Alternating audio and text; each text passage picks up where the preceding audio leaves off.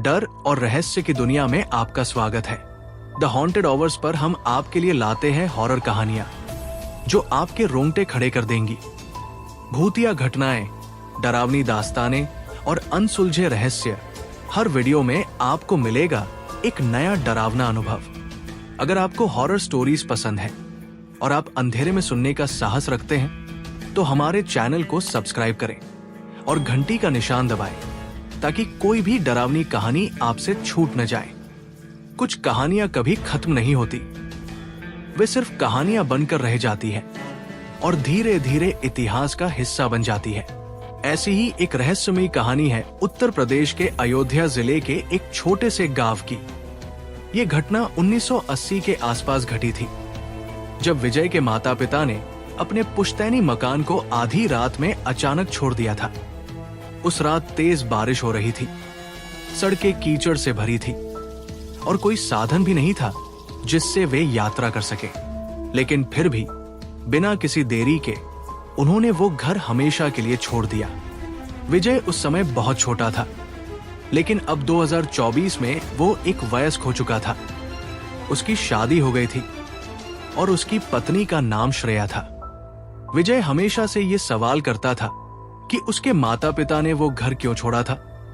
जब भी वो अपनी माँ से पूछता तो वो बस इतना कहती, बेटा, उस घर में अब कोई नहीं जा सकता। हमने उसे छोड़ दिया था क्योंकि आधी रात को वहां एक अजनबी आया था।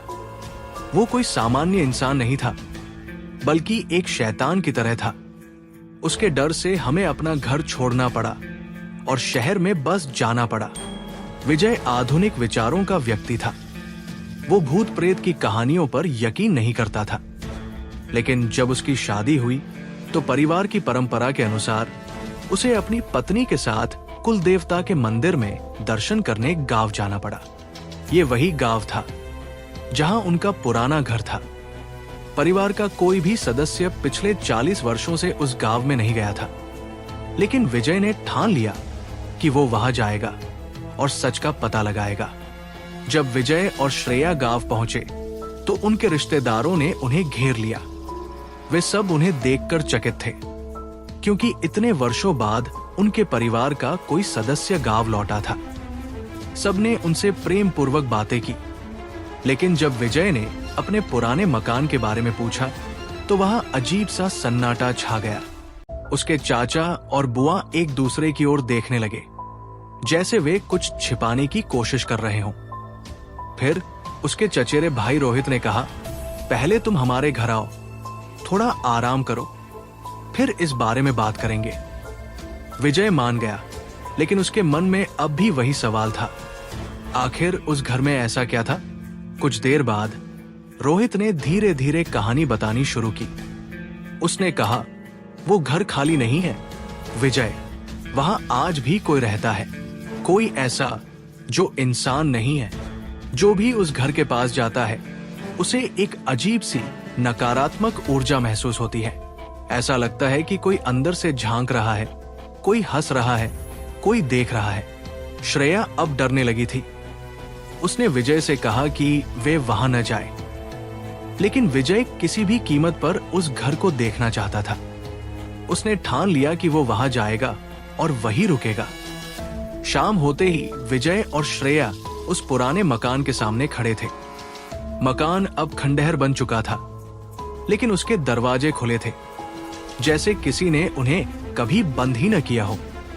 विजय ने जैसे ही दरवाजा खोला, एक तेज हवा चली और घर के अंदर जमी हुई धूल हवा में उड़ने लगी। अंदर का नजारा देखकर विजय हैरान रह गया। सब कुछ वैसा ही पड़ा था जैसा 40 साल पहले था। किचन में बर्तन, अलमारी में कपड़े, यहां तक कि खाने पीने का सामान भी उसी हालत में था। विजय ने श्रेया से कहा, तुम थोड़ा सफाई करो, मैं बाजार से कुछ खाने का सामान लेकर आता हूं। श्रेया ने अन्य मन से हामी भर दी और सफाई करने लगी। जब वो किचन में काम कर रही थी, तभी उसने महसूस किया कि कोई उसके पीछे से गुजरा। उसने पीछे मुड़कर देखा तो उसे विजय जैसा कोई व्यक्ति दिखा जो एक कमरे में चला गया।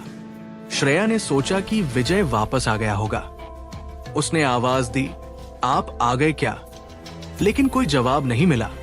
उसने कमरे के अंदर जाकर देखा और वहां का दृश्य देखकर उसकी चीख निकल गई। छत से एक आदमी फंदे से झूल रहा था। उसकी आंखें खुली थी और वो बुदबुदा रहा था, ये घर मेरा है, ये घर मेरा है। संध्या भय से कांपने लगी। उसने भागकर दरवाजा खोलने की कोशिश की, लेकिन दरवाजा अपने आप बंद हो चुका था। वो दरवाजा खींचती रही, लेकिन वो टस से मस नहीं हुआ। उसे महसूस हो रहा था कि जैसे कोई चीज उसे अपने वश में कर रही हो। उसी समय विजय घर के बाहर पहुंचा और अंदर से आ रही चीखों को सुना। वो दौड़कर दरवाजे तक पहुंचा, लेकिन दरवाजा नहीं खुला। उसने खिड़की से झांका तो देखा कि श्रेया जमीन पर बेहोश पड़ी थी और एक परछाई उसके करीब आ रही थी। विजय ने पूरी ताकत से दरवाजे को धक्का दिया और अंदर घुस गया, लेकिन जैसे ही वो अंदर गया, परछाई गायब हो गई। श्रेया को होश में लाने के बाद विजय रोहित के घर गया और पूरी घटना सुनाई। तब रोहित ने बताया, जिस आत्मा को तुमने देखा वो तुम्हारा ही पूर्वज था। वो इस घर का पहला मालिक था, लेकिन गांव वालों ने उसे अकेला छोड़ दिया था। वो भूख से तड़प तड़प कर मर गया था। जब लोगों को पता चला तो वे घर के अंदर गए और देखा कि उसने फांसी लगा ली थी। तब से वो आत्मा इस घर को छोड़ने को तैयार नहीं है। तुम्हारे माता पिता भी इसलिए यहां से चले गए थे। विजय को यह सुनकर बहुत बुरा लगा। उसने अगले दिन जाकर घर के दरवाजे पर ताला लगा दिया और प्रण लिया कि अब उसके परिवार का कोई भी व्यक्ति वहां नहीं जाएगा। आज भी उस घर के अंदर से कभी कभी हंसने और रोने की आवाजें आती है। कोई भी वहां जाने की हिम्मत नहीं करता। गांव वालों का मानना है कि वो आत्मा अब भी वही भटक रही है, अपने घर की रखवाली कर रही है। क्या सच में आत्माएं होती है? क्या सच में कोई पुरानी इमारत हमें बुला सकती है? इस कहानी का अंत कोई नहीं जानता, क्योंकि कुछ कहानियां कभी खत्म नहीं होती और इसी के साथ कहानी समाप्त होती है। और ऐसी ही डरावनी कहानी के लिए मेरे चैनल को सब्सक्राइब जरूर करें।